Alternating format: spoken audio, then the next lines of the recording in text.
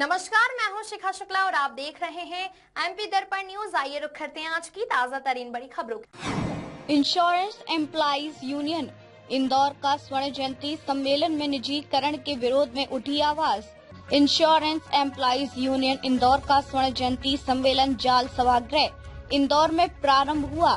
सम्मेलन में इंदौर मंडल की 33 शाखाओं से लगभग 200 प्रतिनिधि एवं पेंशनर साथी भाग ले रहे हैं। सम्मेलन का उद्घाटन AIIEA के राष्ट्रीय महासचिव श्री श्रीकांत मिश्रा द्वारा किया गया। इस अवसर पर संगठन के राष्ट्रीय अध्यक्ष श्री धर्मराज महापात्र रायपुर विशिष्ट अतिथि के रूप में उपस्थित रहे। विशिष्ट अतिथि के रूप में CZIEA के अध्यक्ष एवं AIIEA के राष्ट्रीय उपाध्यक्ष श्री अजीत केतकर स्वर्ण जयंती वर्ष के उपलक्ष्य में मंडल संगठन के 50 वर्ष पूर्ण होने पर 75 वर्ष से अधिक आयु के पूर्व पदाधिकारियों का सम्मान भी किया गया।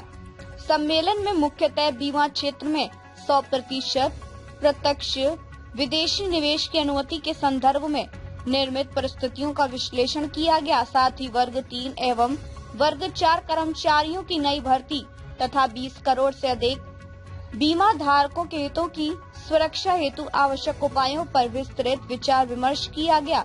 उक्त जानकारी इंदौर मंडल के अध्यक्ष श्री अनिल सुरवाड़े एवं महासचिव श्री चंद्रशेखर चौहान द्वारा प्रदान की गई। आयोजन दिखाई दे रहा है, क्या खास मांगे इस आयोजन के माध्यम से सरकार के समक्ष रखी जा रही है? अभी साथी अध्यक्ष ने बताया कि बीमा के अंदर में विदेशी निवेश का हम विरोध करते हैं। वो समय समय पे हमने सरकार को बताया है और अलग अलग माध्यम से उस बात को हमने देश की जनता के सामने भी लाया है। उसी के साथ साथ भारत की जो सरकार है, हमको ऐसा लगता है कि जो सार्वजनिक क्षेत्र है उनको बर्बाद करना चाहती है। चाहे वो बैंक हो, बीमा हो, BSNL हो, रेलवे हो, सब में जो निजीकृत कंपनियां हैं उनको जो है घुसपैठ उनकी चल रही है। तो इस प्रकार से हिंदुस्तान के जो नवरत्न कभी हुआ करते थे उनको खत्म करने का भारत सरकार की मंशा है। नंबर 1। नंबर 2, भारत के अंदर में भारत की सरकार ने पिछले समय पे जो लड़कर के कर्मचारियों ने, मजदूरों ने श्रम कानूनों को प्राप्त किया था, उन श्रम कानूनों के अंदर में मनमाने तरीके से परिवर्तन करते हुए भारत के अंदर में 4 श्रम संहिताएं लागू कर दी है। और हमारा ये मानना है कि जो 4 श्रम संहिताएं हैं, इसके भारत के अंदर में आ जाने से मजदूरों का, कर्मचारियों का जो जीवन है वो बद से बदतर होता चला जाएगा। क्योंकि इसके अंदर में 8 घंटे का जो काम हमने लड़कर के हासिल किया था उसको बढ़ा करके 12 घंटे 15 घंटे काम करने का वो लोग हमको प्रेशर करेंगे। वो महिलाओं को रात की पाली में काम करने के लिए बाध्य किया जाएगा। उनके कारण से जो न्यूनतम वेतन हिंदुस्तान के अंदर में कभी हुआ करता था, वो न्यूनतम वेतन जो है उसको कम कर दिया जाएगा। उसके अंदर में ये प्रावधान है कि अगर किसी कंपनी मालिक को कंपनी को बंद करना होता था तो अगर 100 कर्मचारी वहां काम करते हैं तो उसको पहले भारत सरकार की अनुमति लेना होती थी। अब भारत की सरकार ने ये परिवर्तन कर दिया है कि अगर 300 कर्मचारी भी वहां काम करते हैं तो मालिक जो है अपनी मनमाफिक तरीके से उसको बंद कर देगा। तो ये जो स्थिति है, एक अराजकता की स्थिति हिंदुस्तान के अंदर में हो रही है और इसके खिलाफ में हम 12 फरवरी को पूरे देश के अंदर 1 दिन का हड़ताल भी करने वाले हैं।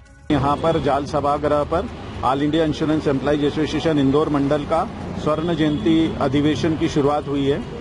और बेसिकली ये जो अधिवेशन है, अभी जो भारत सरकार ने पार्लियामेंट के अंदर इंश्योरेंस अमेंडमेंट बिल 2025 पास किया है, जिसके अंतर्गत जो है यहाँ पर देशी विदेशी कंपनियों को जो है निजी कंपनियों का जो विदेशी निवेश की सीमा है 74% बनाकर 100% किया गया है। All India insurance employees association का यह अधिवेशन इसका विरोध करता है, क्योंकि हमारी यह समझ है कि इस देश की बचत पर जो है अगर विदेशी लोगों को, विदेशी कंपनियों का एकाधिकार हो जाएगा तो निश्चित रूप से ये देश जो है आर्थिक रूप से काफी कमजोर होगा और हमारे देश की जो आर्थिक संप्रभुता है इस पे कहीं ना कहीं विदेशी कारपोरेशन का नियंत्रण हो जाएगा। इसलिए हम इंश्योरेंस सेक्टर जो कि भारतीय जीवन बीमा निगम है, ये भारत में जो है सबसे बड़ा जो है डोमेस्टिक इन्वेस्टर है, जो इस देश की जो है बचत को एकत्रित कर इस देश के विकास के अंदर खर्च करता है और इस देश के विकास में सबसे ज्यादा पूंजी भारतीय जीवन बीमा निगम लगाता है। इसीलिए हम इस FDI का विरोध कर रहे हैं। सरकार के जिम्मेदार तंत्र से आपकी चर्चा हुई है क्या? किस तरह का आश्वासन मिला? जी हाँ सर, हमने विभिन्न परिपत्रों के माध्यम से, सेमिनारों के माध्यम से, कन्वेंशन के माध्यम से और मीडिया के भी माध्यम से सरकार तक ये बात पहुंचाने का भरसक अब तक के लिए बस इतना ही। फिर मिलते हैं ऐसे ही बड़ी खबरों के साथ। जब तक के लिए दीजिए मुझे इजाजत